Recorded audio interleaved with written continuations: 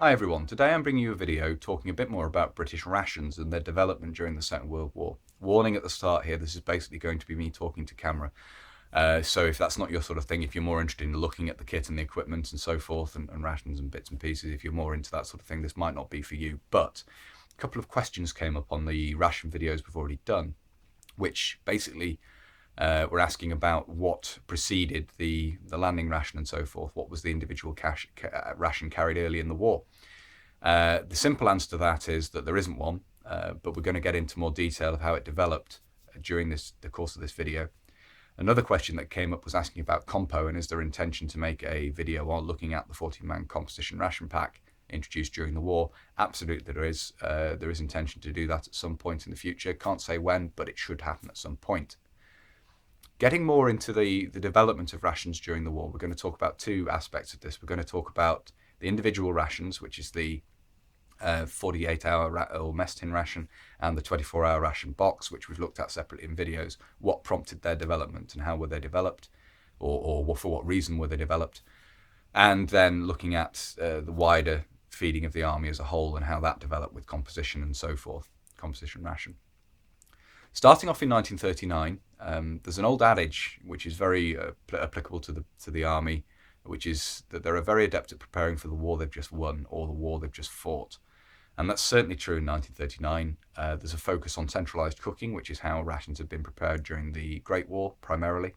Obviously, during the Great War, there were times when men couldn't be provided with cooked rations, and fresh rations were really reserved for when you were out of the line, in which case you would be issued preserved meat, bully beef, biscuit, and so forth. You'd often be provided with meat and veg combined, McConaughey's stew, very famous, in a tin. Obviously, rations which could be carried up to the line more easily and prepared in the line if necessary, or eaten cold.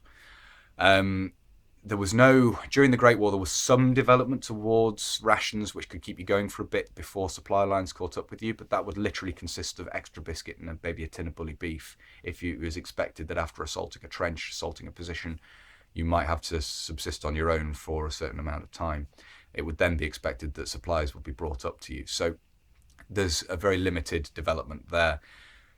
Nothing that can compare to the rations that were introduced during the Second World War to keep men going in the field.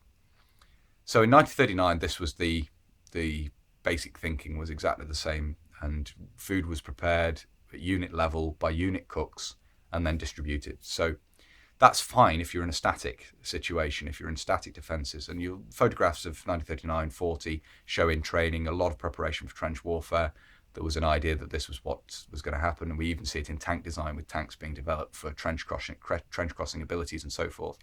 So there's a real mentality of this at the start of the war, in spite of other developments, in spite of the introduction of the Bren gun and the change of focus of the Bren gun and the mobile nature of using the Bren to move on to a target, in spite of the fact that the British Army's become heavily motorised.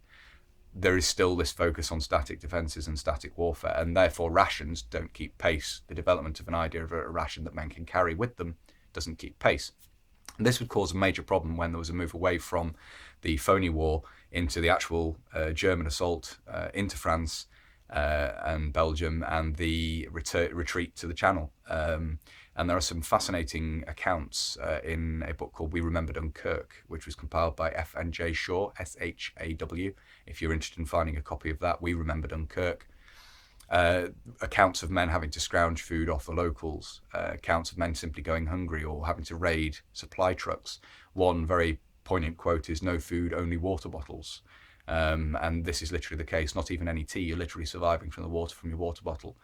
You had an emergency ration, of course, but this could only be consumed on the orders of an officer. So there's a real issue there, is the men, it was very difficult to provide them with food in the field once the headlong retreat had begun and once transport was being abandoned and so forth. So, major problem there.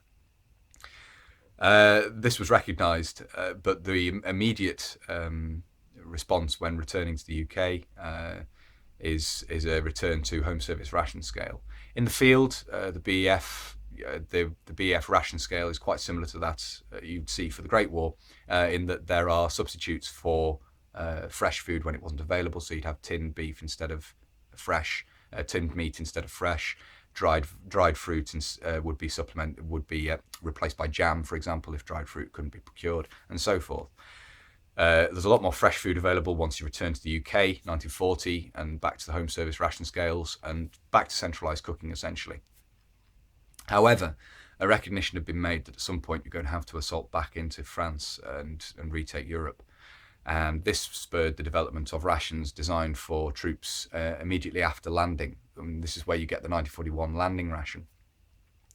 So that thought process begins to see a development in rations with that. And we've already done the video looking at the mess tin ration or landing ration, which I'll put a card to in the video, so you can go and have a look at that in more detail. And this would develop further in 1943 with the second iteration of the mess tin ration and then the 24-hour ration. The mess tin ration, of course, being designed to keep you going for 48 hours. Not ideal because you're having to share the meat component of that with another man. So you need an oppo. It's not an individual ration in that regard. First day you'll share your tin of preserved meat with someone else, and then they'll share theirs with you on the second day. Not ideal, not an individual ration. And that's why the 24-hour ration is introduced in 43, because it is an individual ration, and carrying two of them keeps you going for 48 hours. At the same time as this, centralised cooking is being improved because there's been a recognition that having unit cooks who were ostensibly selected for some cooking, some aptitude for cooking, not always the case. They were boiling food, cooking food to the point where nutrients were being lost. Not an ideal situation, also not very palatable in some instances. So the Army Catering Corps is formed in 1941 as a subunit of the Royal Army Service Corps. It's not a separate corps at this point, it's part of the Royal Army Service Corps, but the intention being to basically improve the quality of centrally prepared rations. So there's an improvement in that as well. So you've got improved centrally prepared rations, and the thinking that you're going to have to be prepared to supply men with a ration that can keep them going until supplies can keep up. There's also a recognition that centralised cooking is still not this isn't going to bridge the gap between troops attacking and then their advance. You're not going to be able to set up centralised cooking quickly enough to supply the men in the field, and it's not going to be ideal in that situation anyway. This is alongside developments in thinking towards smaller unit warfare. So you're looking at fighting the section rather than the whole battalion, and so forth. So men are going to be fighting more independently. And this can be seen alongside battle drill on the square for training raw recruits in section attack and so forth in a very regimented manner. And basically this whole development of fighting the section rather than the whole battalion. And they're going to need to be supplied, which is where the 14-man composition ration comes in. And this bridges the gap between your individual ration and the reintroduction of centrally supplied, centrally prepared food. Providing men with fresh food is an excellent ideal. It's definitely the best thing to go for, but there was a recognition that for the attack, you're going to need a ration that can be issued out and prepared in the field.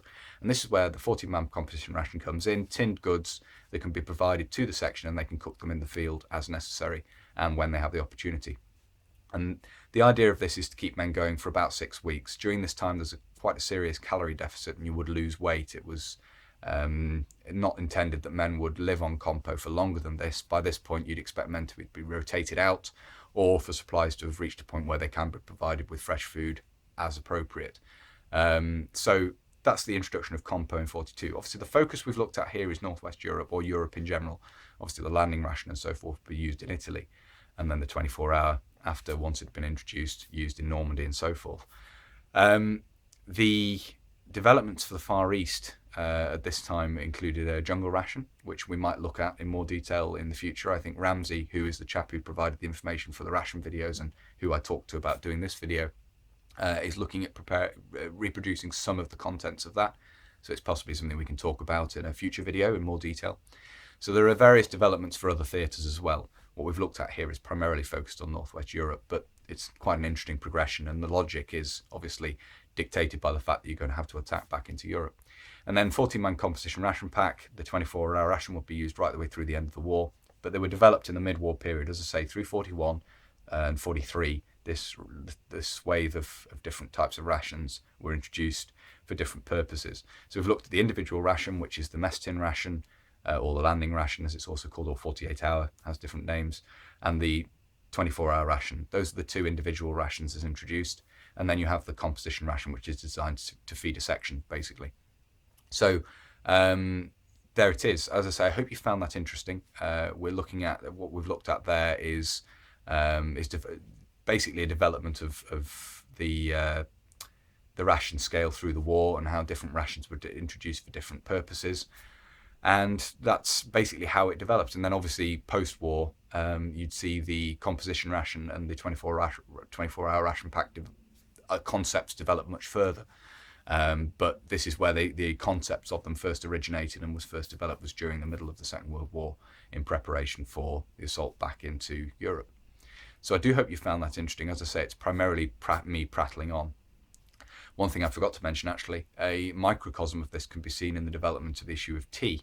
So the very early war period, you have tea being issued in individual cellophane packets out to the men. Not something you can really carry, it's too fragile, so it's being issued out from central unit stores. Then moving back into the UK, you go on to tea chests, which is tea literally being issued loosely from chests to the men. Very much a centralised issue out, not in a form that can be easily carried. Then, as part of the mess tin ration, you see tea powder being introduced, which is very fine tea particles, basically fannings, I think it is, tea dust or fannings, as I remember from what Ramsey's been telling me. Sweetened milk powder and sugar, all in one. And then with the 24-hour ration, you see tea introduced in tablet form. So you can see there a microcosm of becoming more transportable and more easy to use in the field. And that's quite an interesting little development, which just takes you through tea in cellophane packets, tea from tea chests, tea powder in a tin that you can just spoon into the water and you can carry with you, and then tea tablets, which likewise you can just carry with you and are very, very convenient and very high density, very small, easy to put into the 24-hour ration pack. So it's an interesting little summary of the development of rations during the war and how they became more portable. So there it is. I do hope you found that interesting. If you do like my uploads and you do like my videos, then please consider subscribing. Obviously, if you've already subscribed or you're newly subscribing, make sure you've hit the notification button, which will obviously notify you when I do upload future videos. I also have a Facebook and an Instagram page, which I always link in the description. They may be of interest. I upload photographs of the collection and so forth there, which may be of interest to people. But that's it for now. So until next time, bye for now.